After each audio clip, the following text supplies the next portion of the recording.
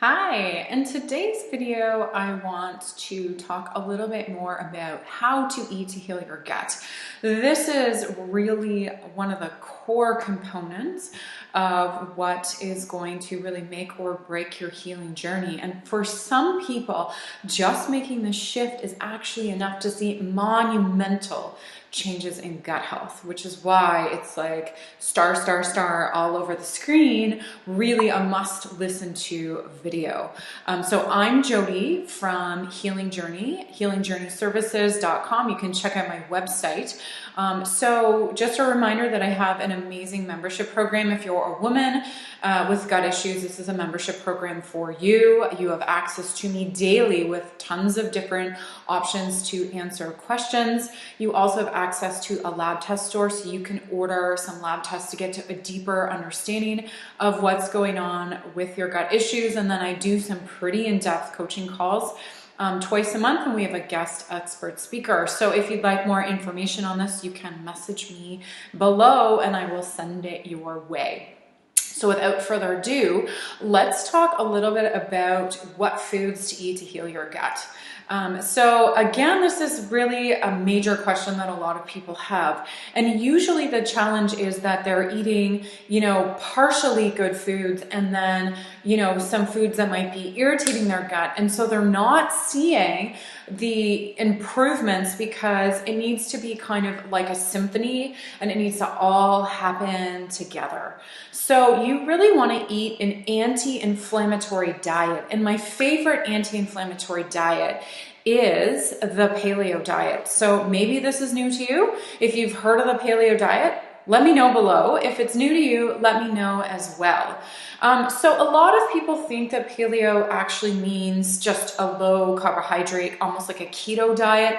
And I want to stress that there is definitely a difference between eating paleo and eating low carb. A paleo diet isn't necessarily low carb, but what you're doing on a paleo diet, or what I really like to think of as a paleo lifestyle, is that you're reducing foods that are going to be causing a lot of inflammation in your body.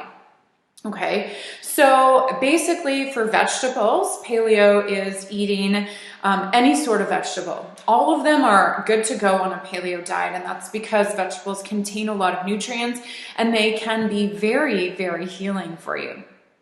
In terms of fruits, same thing, same idea, right? All fruits are good for you. You really want to be careful with fruits that are higher glycemic, and a big no-no is juices from concentrate, right?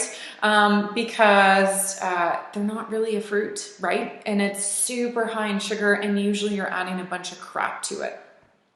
In terms of animal products, all of animal products are definitely a go. Processed meats are a no-go, right? So you're starting to see the trend here. What grows naturally, is considered good. And what we're processing, we're adding in a bunch of shit, and that's going to cause inflammation. Okay, so grains is where it gets a little bit more strict, okay? So for paleo, we don't really promote a lot of grains with the exception of organic white jasmine rice.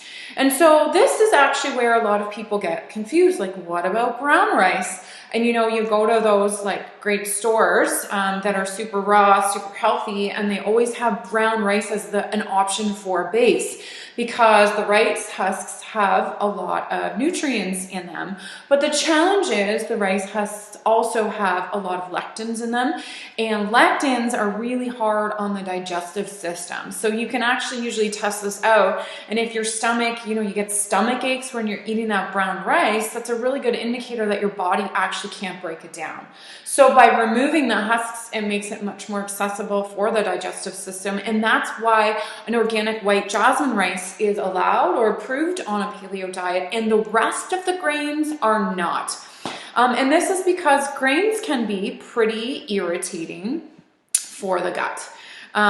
They can be super high in mold, which is a whole other video, right? But mold can cause a lot of issues, and they can be mimicking gluten-like issues. So grains contain gluten, but even the grains that don't sometimes the body gets confused. And so typically most of the grains are actually linked with inflammation. So definitely when you're doing paleo, take out those grains. I know it sounds really hard, but really you're cutting out the breads, right?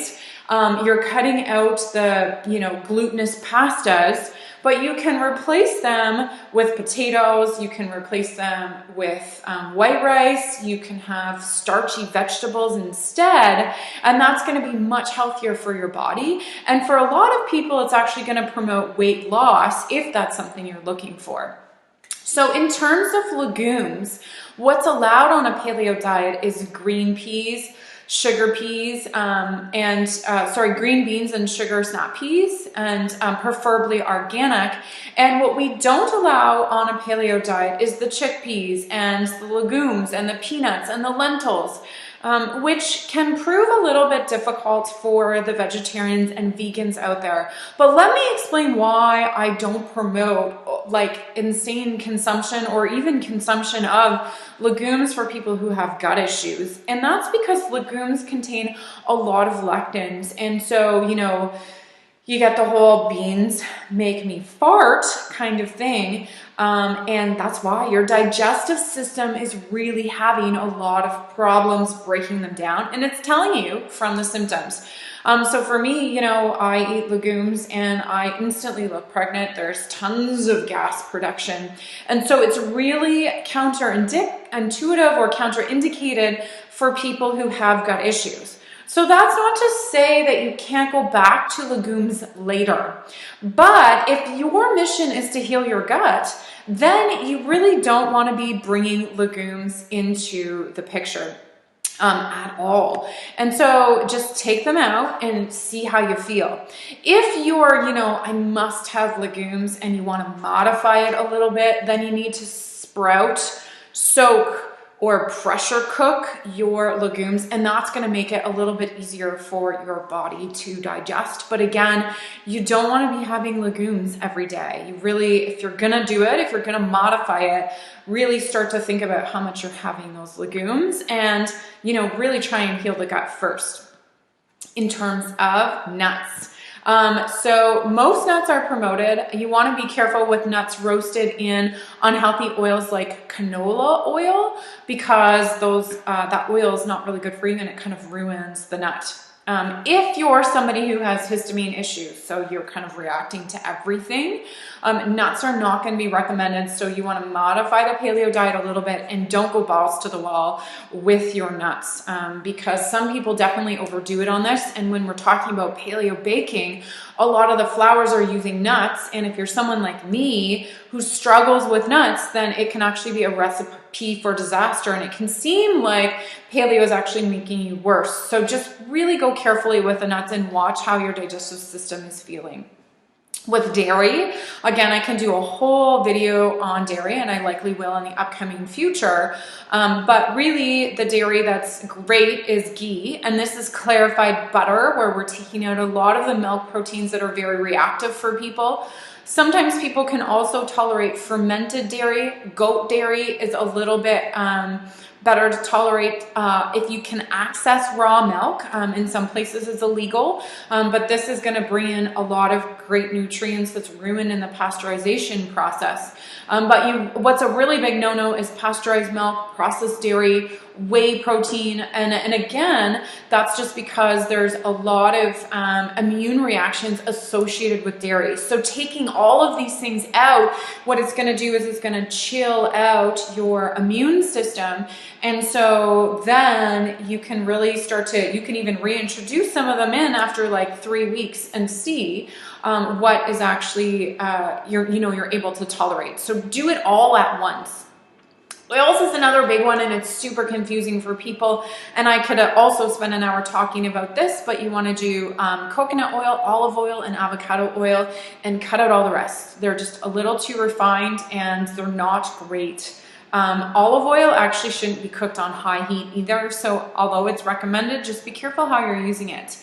So that essentially is the paleo diet, or what I like to think of as the paleo lifestyle. And I can't tell you how many times people have just done this diet and already they feel better. And they feel better because they're cutting out those inflammatory foods and they're really allowing the system to calm down. So it's often a lifestyle that people choose to continue with once they've gone on the diet, right? Because it's really promoting healthy gut health. So you want to really, feed your body natural foods that aren't processed. It's that simple. So I'd love to hear from you. What kind of diet do you eat? How do you find that your body responds to it? Have you thought about paleo? Please let me know in the comments section below. And if you have any questions about this, feel free to message me. Cheers.